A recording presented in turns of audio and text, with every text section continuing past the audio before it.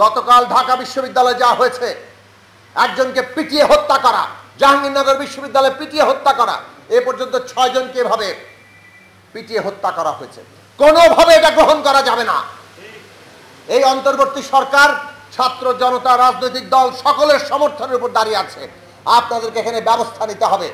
রাষ্ট্রশক্তি যারা এখানে অবহেলা করবে, দায়িত্ব অবহেলা করবে, তাদের বিরুদ্ধে দৃঢ় অবস্থান গ্রহণ করেন। আমরা দেখছি পুলিশ বাহিনী এখনো ঠিকমতো কাজ করছে না। পুনর্গঠন করেন, সংস্কার করেন। যারা কাজ করবে না তাদের বিরুদ্ধে অবিলম্বে বিভাগীয় ব্যবস্থা নেন, চাকরি থেকে বরখাস্ত করেন।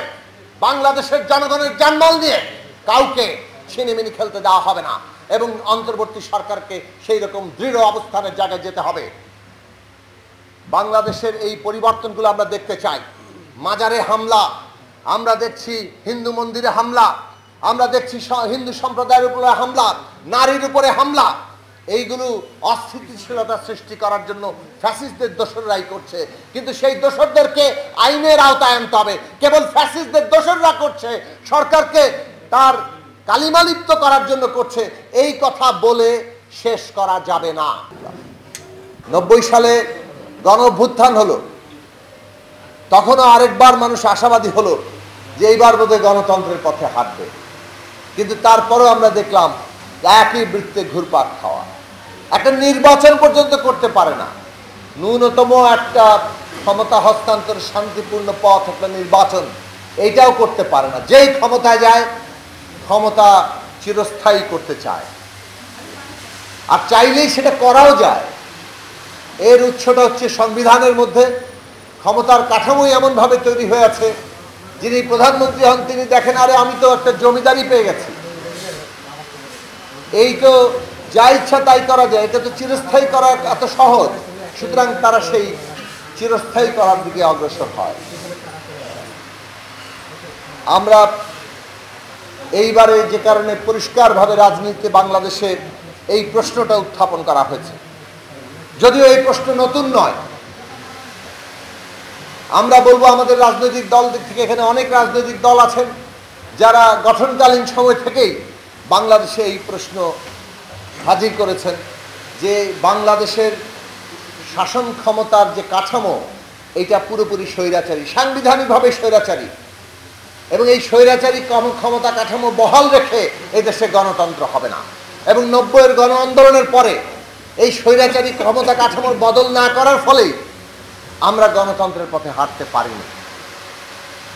কিন্তু 2018 সালের পরে বাংলাদেশে এই প্রশ্নটা সকলের জন্যই, এমনকি বৃহৎ রাজনৈতিক দলগুলোর জন্য একটা বাস্তবতা হিসেবে হাজির হলো যে এই পুরনো বহাল বন্দোবস্ত, যেটা দিয়ে এইরকম একটা ফ্যাসিস্ট ব্যবস্থা কায়েম করা যায়, এই স্বৈরাচারী ক্ষমতা কাঠামোকে একটা ফ্যাসিস্ট নির্বাচনী কর্তৃত্ববাদী একটা মাফিয়া রাষ্ট্রে পরিণত করা যায়, সেই ফ্যাসিস্ট ব্যবস্থা বহাল রেখে বাংলাদেশে আর কোনো গণতন্ত্র হবে না।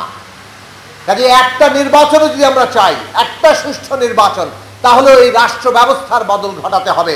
এইটা ছিল 2018 সালের ওই মধ্যরাতের ভোট ডাকাতের নির্বাচনের পরে এক রাজনৈতিক বাস্তবতা। সেই বাস্তবতা সামনে ছিল বলেই রাজনৈতিক দলগুলোর মধ্যে রাষ্ট্র ব্যবস্থা সংস্কার এবং বদলের প্রশ্নটি মুখ্য রাজনৈতিক প্রশ্ন হয়ে উঠেছিল। এবং যুগপৎ আন্দোলনে 31 দফা রাষ্ট্র ব্যবস্থা সংস্কার এবং রূপান্তরের কর্মসূচি সামনে এসেছিল, নতুন একটা রাজনৈতিক বন্দোবস্তের প্রশ্ন সামনে এসেছিল।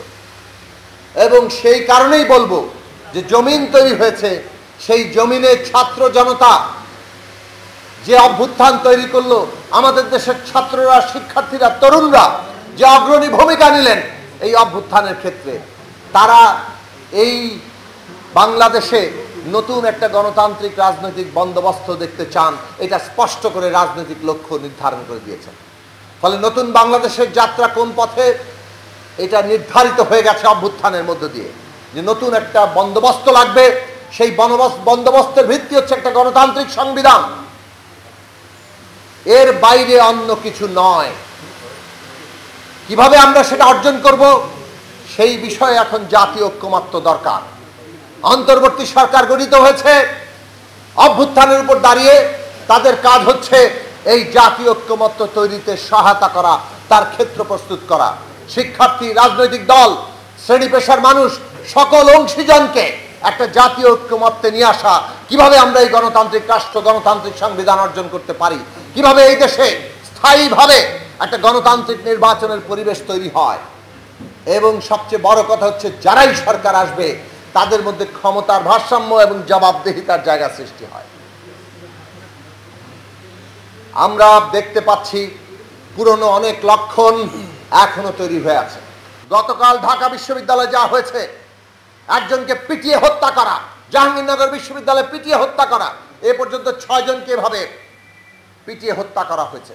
কোনোভাবে এটা গ্রহণ করা যাবে না।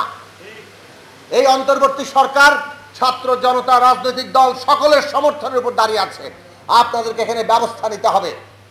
ষড়যন্ত্রকারীরা ষড়যন্ত্র করতে পারে, কিন্তু ষড়যন্ত্রকারীদের সফল হতে দেওয়া যাবে না। অবশ্যই এদেরকে আইনের আওতায়, বিচারের আওতায় আনতে হবে যারা এই হত্যাকাণ্ড চালিয়েছে। আগামীর বাংলাদেশ ফ্যাসিস্টরা যে পথে চালিয়েছে তার কোনো লক্ষণ আমরা দেখতে চাই না, এবং সেই বাংলাদেশে প্রতিষ্ঠার ক্ষেত্রে কোনো রকম শিথিলতা সেটাও আমরা দেখতে চাই না। রাষ্ট্রশক্তি যারা এখানে অবহেলা করবে, দায়িত্ব অবহেলা করবে, তাদের বিরুদ্ধে দৃঢ় অবস্থান গ্রহণ করেন। আমরা দেখছি পুলিশ বাহিনী এখনো ঠিকমতো কাজ করছে না। পুনর্গঠন করেন, সংস্কার করেন। যারা কাজ করবে না তাদের বিরুদ্ধে অবিলম্বে বিভাগীয় ব্যবস্থা নেন, চাকরি থেকে বরখাস্ত করেন।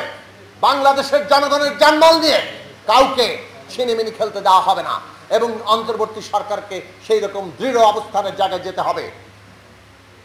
বাংলাদেশের এই পরিবর্তনগুলো আমরা দেখতে চাই। মাজারে হামলা, আমরা দেখছি হিন্দু মন্দিরে হামলা, আমরা দেখছি হিন্দু সম্প্রদায়ের উপরে হামলা, নারীর উপরে হামলা।